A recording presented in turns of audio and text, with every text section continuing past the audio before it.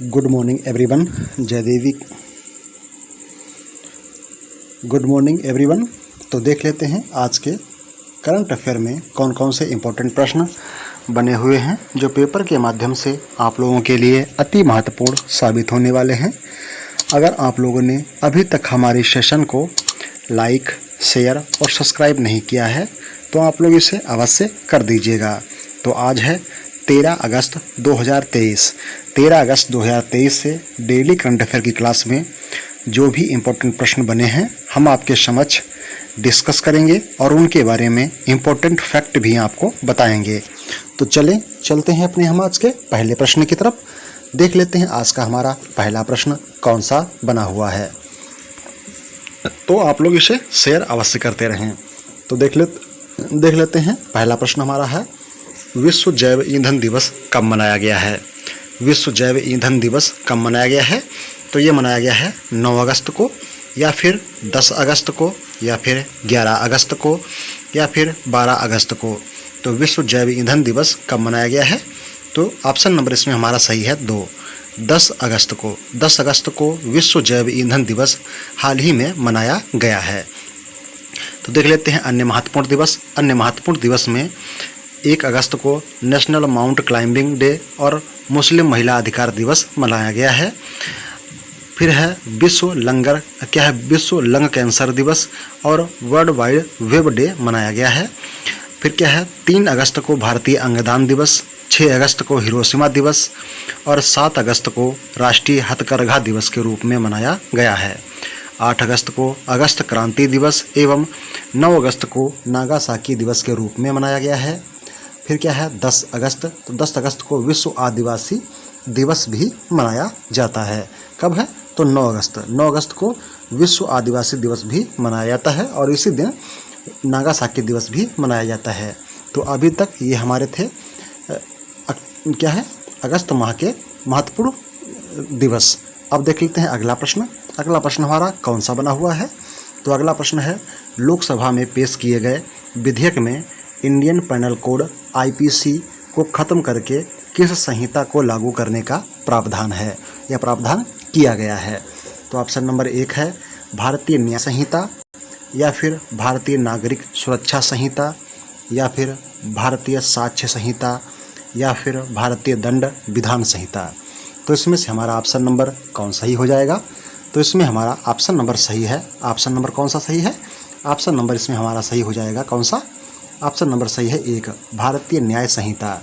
लोकसभा में पेश किए गए विधेयक में इंडियन पेनल कोड की जगह पर IPC को खत्म करके किस संहिता को लागू किया गया है? तो भारतीय न्याय संहिता को लागू किया गया है। देख लेते हैं अगला प्रश्न। अगला प्रश्न है, भारतीय लोकसभा में पेश किए गए विधेयक में कोड ऑफ क्रिमिनल प्रोसीजर को खत्म करके किस संहिता को लागू करने का प्रावधान किया गया है? तो ऑप्शन नंबर 1 है भारतीय न्याय संहिता, ऑप्शन नंबर 2 है भारतीय नागरिक सुरक्षा संहिता, ऑप्शन नंबर 3 है भारतीय साक्ष्य संहिता और ऑप्शन नंबर 4 है भारतीय दंड विधान संहिता। तो इसमें हमारा ऑप्शन नंबर सही है दूसरा। कौन सा है? भारतीय नागरिक सुरक्षा संहिता। इसे भारतीय लोकसभा में पेश किए गए विधेयक में कोड ऑफ क्रिमिनल प्रोसीजर को खत्म करके इस संहिता को लागू किया गया है। अब देख लेते हैं महत्वपूर्ण संहिताओं के बारे में। तो इसमें हम देखेंगे क्या है, ये हमारी दी हुई है। हमने पहले देखा था भारतीय संहिता, तो भारतीय संहिता से हम इसमें ये क्वेश्चन हमारा हो जाएगा। तो देख लेते हैं इसमें क्या इम्पोर्टेंट दिया हुआ है। तो हमने क्या देखा था, लोकसभा में पेश किए गए विधेयक में इंडियन पिनल कोड IPC में क्या है, IPC को खत्म करके किस संहिता को लागू किया गया है? तो भारतीय न्याय संहिता। तो भारतीय न्याय संहिता मानसून सेशन के आखिरी दिन 11 अगस्त को केंद्रीय गृह मंत्री ने 163 साल पुराने 3 मूलभूत कानूनों में बदलाव के बिल लोकसभा में पेश किए हैं। इन पुराने कानूनों की जगह नए कानून जैसे इंडियन पिनल कोड IPC की जगह पर भारतीय न्याय संहिता बना है और कोड ऑफ क्रिमिनल प्रोसीजर की जगह पर CRPC की जगह पर भारतीय नागरिक सुरक्षा संहिता बना है। अगला है तीसरा इंडियन एविडेंस एक्ट। तो इसका नाम बदलकर क्या रखा गया है? तो इसका नाम बदलकर क्या रखा गया है? भारतीय साक्ष्य संहिता। क्या रखा गया है? भारतीय साक्ष्य संहिता रखा गया है। देखते हैं अगला प्रश्न। अगला है क्या, तो अगला इसमें हमारा टॉपिक हो जाएगा इसी में, किसमें, तो ये भारतीय न्याय संहिता में ही है। आईपीसी में कुल 151 धाराएं हैं और अब 356 बचेंगी। इसके बाद धाराएं 175 धाराएं बदली जाएंगी और 8 नई धाराएं इसमें जोड़ी जाएंगी। 22 धाराओं को इसमें ख़त्म कर दिया गया है।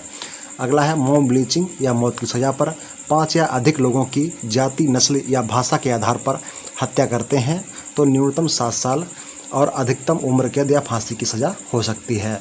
अभिष्ट स्पष्ट कानून अभी नहीं है। धारा 302, 147 और 148 में इसकी कार्रवाई की जाएगी। अगला है सामुदायिक सज़ा। पहली बार छोटे मोटे अपराध जैसे नशे, हंगामा, 5,000 से कम की चोरी, 24 घंटे की सज़ा या 1,000 रुपये जुर्माना या फिर सामुदायिक सेवा करने की सज़ा हो सकती है।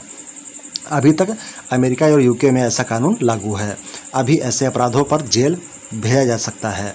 अगला प्रश्न देख लेते हैं। तो अगला है क्या है प्रस्तावित राजद्रोह कानून। तो भारतीय न्याय संहिता विधेयक 2023 में की धारा 150 राजद्रोह से संबंधित अपराध से जुड़ा है।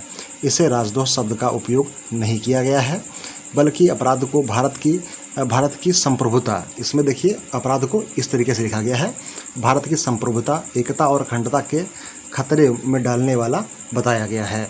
अब धारा 150 के तहत राष्ट्र के खिलाफ कोई भी कृत्य, चाहे वो बोला गया हो या लिखा गया हो या तस्वीर या संकेत के माध्यम से, इलेक्ट्रॉनिक माध्यम से किया गया हो, साल के लिए उम्र कैद की सज़ा संभव है। देश की एकता और संप्रभुता को खतरा पहुंचाया या अपराध होगा। आतंकवाद शब्द भी इसी से परिभाषित किया जाएगा। अगला प्रश्न देख लेते हैं। तो अगला है झूठी पहचान बताकर या शादी करने वाले को भी सज़ा मिलेगी। अगला है गैंगरेप के मामले में आजीवन कारावास की सज़ा हो सकती है। अगला है मॉब ब्लीचिंग पर भी सज़ा वाला कानून, या फिर क्या है भगोड़े को भी अब मिलेगी सज़ा। इनको भी क्या, भगोड़ों को भी सज़ा मिलेगी इसी प्रोसीजर के माध्यम से। सज़ा माफ़ी पर अब शर्तें क्या हैं, तो मौत की सज़ा सिर्फ आजीवन कारावास और आजीवन कारावास को 7 साल तक सज़ा में बदला जा सकता है।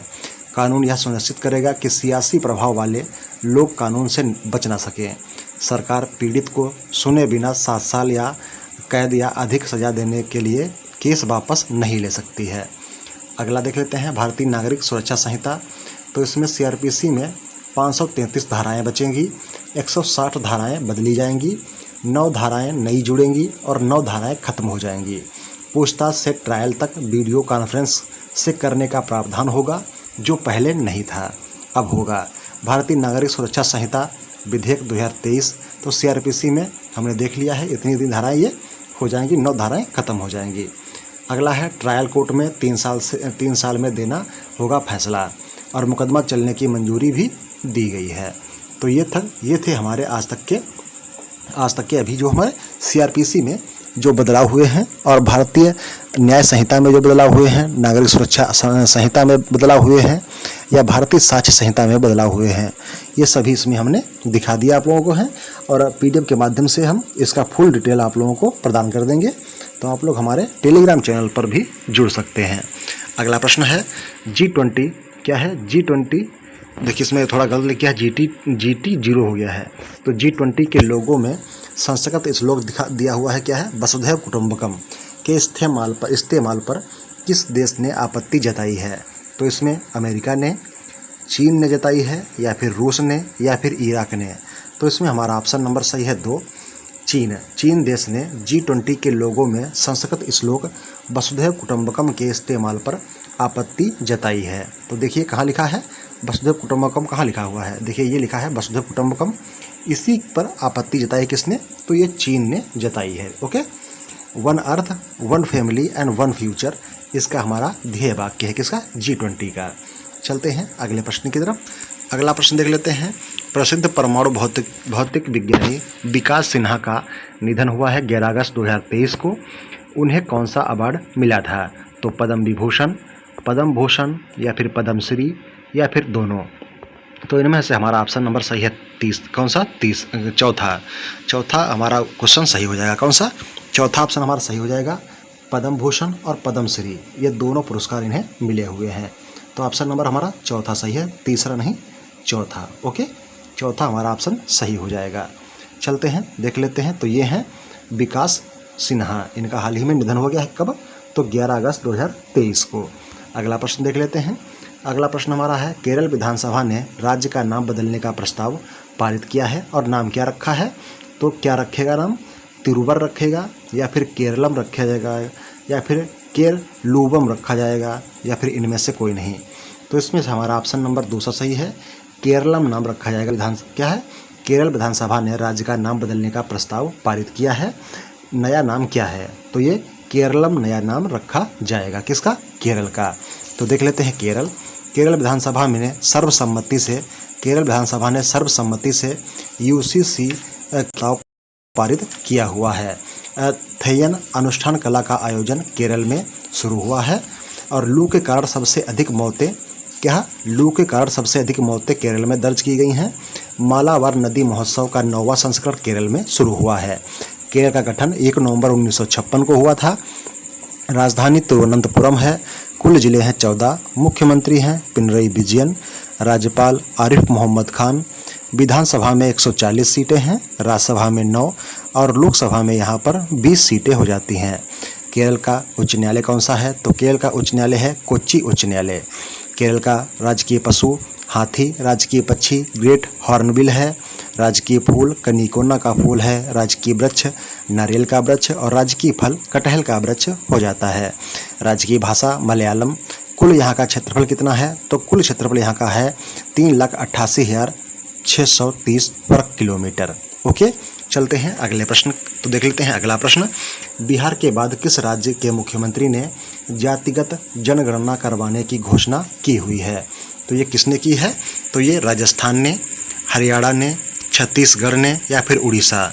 तो इसमें से हमारा ऑप्शन नंबर सही है 1 राजस्थान। राजस्थान राज्य ने बिहार के बाद राजस्थान राज्य के मुख्यमंत्री ने जातिगत जनगणना करवाने का निर्णय लिया हुआ है। तो किसने लिया है? राजस्थान। राजस्थान का गठन हुआ था 30 मार्च 1949। राजधानी है जयपुर।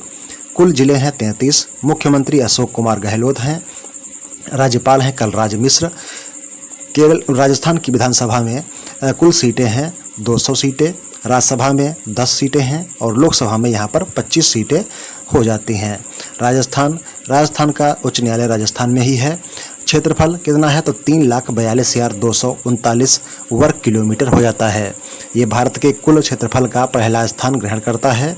यहाँ पर राजकीय भाषा हिंदी और क्षेत्रीय भाषाओं में मारवाड़ी, बागड़ी, मेवाती, ढूंढाड़ी और हड़ौती यहाँ की प्रमुख भाषाएं हो जाती हैं।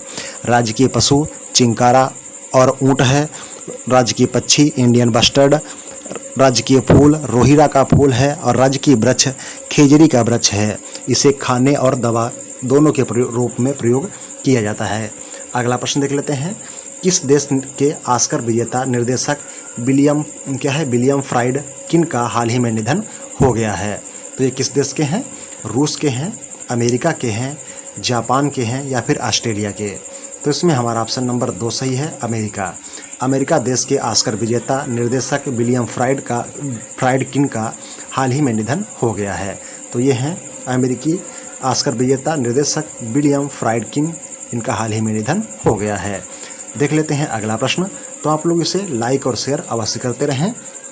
किस देश ने मानव युक्त पनडुब्बी मत्स्य 6000 का किया विकास? तो किसने किया है? भारत ने, चीन ने, जापान ने, या फिर USA? तो इसमें हमारा ऑप्शन नंबर सही है 1 भारत देश ने मानव युक्त पनडुब्बी मत्स्य 6000 का विकास हाल ही में किया हुआ है। तो ये है मत्स्य 6000। अगला प्रश्न देख लेते हैं। अगला प्रश्न हमारा है, किस देश ने अपना चंद्र मिशन लूना 25 किया सफलतापूर्वक लॉन्च? तो किसने किया है? तो ये किया हुआ है किसने? तो लूना 25 किसने लॉन्च किया है? तो ये रूस ने किया हुआ है। रूस ने लिंग परिवर्तन और ट्रांसजेंडर विवाह पर प्रतिबंध लगाया है।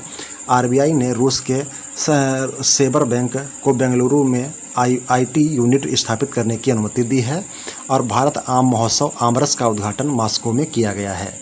गूगल की मूल कंपनी अल्फ़ाबेट इंक पर रूस ने $47 मिलियन का जुर्माना हाल ही में लगाया हुआ है। अगला प्रश्न है, इसरो छोटे उपग्रह के प्रक्षेपण के लिए तमिलनाडु में बनाएगा नया स्पेस पोर्ट। तो केंद्रीय एवं विज्ञान प्रौद्योगिकी एवं तथा अंतरिक्ष राज्य मंत्री हैं स्वतंत्र प्रभार के डॉक्टर जितेंद्र सिंह ने गुरुवार को कहा कि सरकार ने छोटे उपग्रह एवं प्रक्षेपण वाहनों SSLV के प्रक्षेपण के लिए तमिलनाडु के कुलशेखर पट्टानिनम में एक नया स्पेस पोर्ट की स्थापना को मंजूरी दे दी है। अगला प्रश्न देख लेते हैं। हवाई के मौई द्वीप में लगी जंगल की आग ने मचाया भीषण तबाही। तो देख लेते हैं क्या है। हवाई के मौई द्वीप में फैली आग लाहिनिया नगर तक पहुंच गई। देखते पूरा शहर खाक हो गया। इसमें 14,000 से ज़्यादा लोगों की दूसरी जगह पर शिफ्ट करके उन्हें पहुंचाया गया है और इस आग में जलकर अभी तक 53 लोगों की मौत हो चुकी है। तो ये जंगल में आग इस तरीके से लगी हुई है, बहुत भीषण आग। अगला प्रश्न है। ओबीसी उप वर्गीकरण पर न्यायमूर्ति रोहिणी पैनल ने 14 विस्तारों के बाद सौंपी रिपोर्ट। अगला प्रश्न देख लेते हैं। अगला प्रश्न हमारा क्या है। तो अगला प्रश्न हमारा हो जाएगा, चलते हैं, किस राज्य सरकार ने कर्मचारी डेटाबेस अद्यतन शुरू किया है। तो किस राज्य ने शुरू किया है। तो ये शुरू किया है महाराष्ट्र ने। किसने। महाराष्ट्र ने। तो देख लेते हैं महाराष्ट्र। तो महाराष्ट्र के बारे में आप देखते हैं कौन बताएगा। तो महाराष्ट्र के बारे में जल्दी से करें और बताएं कि महाराष्ट्र के मुख्यमंत्री कौन हैं और महाराष्ट्र के का गठन कब हुआ था। तो महाराष्ट्र का गठन हुआ था 1 मई 1960। राजधानी है मुंबई नागपुर। कुल जिले हैं 36। मुख्यमंत्री हैं एकनाथ शिंदे। राज्यपाल हैं भगत सिंह कोश्यारी, अब नहीं है। यहाँ पर रमेश बैस हैं। कौन है। राज्यपाल रमेश बैस हैं। विधान परिषद में 78 सीटें हैं और विधानसभा में 288 सीटें हो जाती हैं। कुल क्षेत्रफल इसका 30,07,713 वर्ग किलोमीटर है और राजकीय पक्षी हरियल पक्षी यहाँ का हो जाता है। महाराष्ट्र की विधानसभा ने स्थानीय वृक्ष प्राधिकरण को सशक्त बनाने वाला विधेयक पेश किया है। लापता महिलाओं की सूची में महाराष्ट्र शीर्ष स्थान पर है।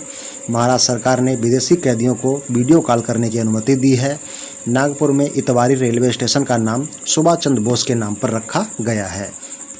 अगला प्रश्न है। हाल ही में किस राज्य में हाथियों की संख्या में रिकॉर्ड वृद्धि हुई है। तो ये कर्नाटक में। कहाँ। कर्नाटक में हाथियों की संख्या में हाल ही में रिकॉर्ड तोड़, क्या मतलब, रिकॉर्ड तोड़कर वृद्धि हो गई है। कहाँ। तो ये कर्नाटक में। तो कर्नाटक देख लेते हैं। कर्नाटक के बारे में चलते हैं। तो देख लेते हैं कर्नाटक के बारे में देखते हैं। तो देख लेते हैं कर्नाटक। तो ADR की रिपोर्ट के अनुसार सबसे अरबपति विधायक कर्नाटक में है। कहाँ। कर्नाटक में है। 5वें विश्व काफ़ी सम्मेलन की मेजबानी बेंगलुरु, कहाँ, बेंगलुरु करेगा। वर्ल्ड सिटीज़ कल्चर्स फोरम में शामिल होने वाला पहला शहर बेंगलुरु बना है। कौन सा बना है। बेंगलुरु। कर्नाटक के मुख्यमंत्री गारंटी बजट पेश करने किया है और कर्नाटक सरकार ने गिग श्रमिक को 4 लाख रुपए देने की घोषणा की हुई है। किसने। तो कर्नाटक राज्य सरकार ने। देख लेते हैं। तो देख लेते हैं अगला प्रश्न। अगले प्रश्न की तरफ चलते हैं।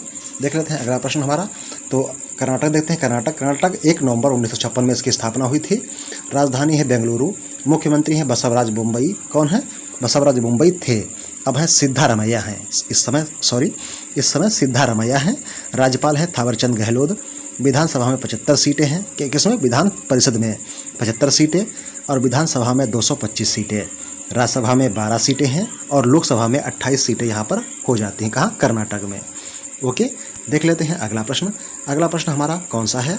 अगला प्रश्न है। हरि नरके का निधन हुआ है, वे कौन थे। तो ये एक लेखक थे हरि नरके, इनका हाल ही में निधन हो गया है। अगला प्रश्न है। विश्व एथलीट चैंपियनशिप में भारतीय दल का नेतृत्व कौन करेंगे। तो नीरज चोपड़ा करेंगे। विश्व एथलीट चैंपियनशिप में भारतीय दल का नेतृत्व नीरज चोपड़ा करेंगे। अगला प्रश्न है। SBI लाइफ के MD एंड CEO के रूप में किसे नियुक्त किया गया है। तो अमित झिंगराना को नियुक्त किया गया है। SBI लाइफ एंड MD के CEO के रूप में किसे नियुक्त किया गया है। अमित झिंगराना को। अगला प्रश्न देख लेते हैं। अगला प्रश्न है। मंजूषा देशपांडे को किस हाईकोर्ट के जज के रूप में अधिसूचित किया गया है। तो ये बॉम्बे हाईकोर्ट के जज के रूप में मंजूषा देशपांडे को हाल ही में नियुक्त किया गया है। किसे। तो मंजूषा पांडे को। अगला प्रश्न है यूके संसद द्वारा सशक्त महिला आइकॉन पुरस्कार से किसे सम्मानित किया गया है? तो ये किया गया है मायरा ग्रोवर को। किसे? मायरा ग्रोवर को किया गया है। अगला प्रश्न है किस राज्य के राजौरी चिकरी वुडक्राफ्ट मिस्क बुद्जी चावल को जीआई टैग मिला है? तो ये जम्मू कश्मीर का है। जम्मू कश्मीर को स्मार्ट सिटी प्रोजेक्ट लिमिटेड के तहत 100 ई बस मिली हैं। जम्मू कश्मीर में डॉक्टर आपके गांव पहल शुरू की गई है। कहाँ? जम्मू कश्मीर में। अमेजन इंडिया ने पहला फ्लोटिंग स्टोर डल झील में खोला हुआ है। कहाँ? डल झील में खोला है। और मचैत माता यात्रा किस तवाड़ा में शुरू हुई है? जम्मू भारत में पहली कैनवस मेडिसिन प्रोजेक्ट हाल ही में शुरू कर रहा है। जम्मू कश्मीर की राजधानी श्रीनगर है। उपराज्यपाल यहाँ पर मनोज सिन्हा हो जाते हैं। अगला प्रश्न है एसएसबी ने कहाँ 54 फीट के तिरंगे का अनावरण किया है? तो ये किया हुआ है सिलीगुड़ी। सिलीगुड़ी कहाँ है? तो ये आप लोग कमेंट बॉक्स में बताएंगे सिलीगुड़ी कहाँ पर है। देख लेते हैं अगला प्रश्न। तो आज के प्रश्न हमारे यहीं समाप्त होते हैं। Thank you, thanks for watching, have a nice day, good day, thank you. बड़ों का सम्मान करें, छोटों को प्यार दें, अपना व्यक्तित्व इस प्रकार से विनिर्मित करें कि आपके साथ में महिलाएं स्वच्छ, स्वस्थ और सुरक्षित महसूस करें। धन्यवाद। Thank you, thanks for watching, have a nice day, good day, thank you.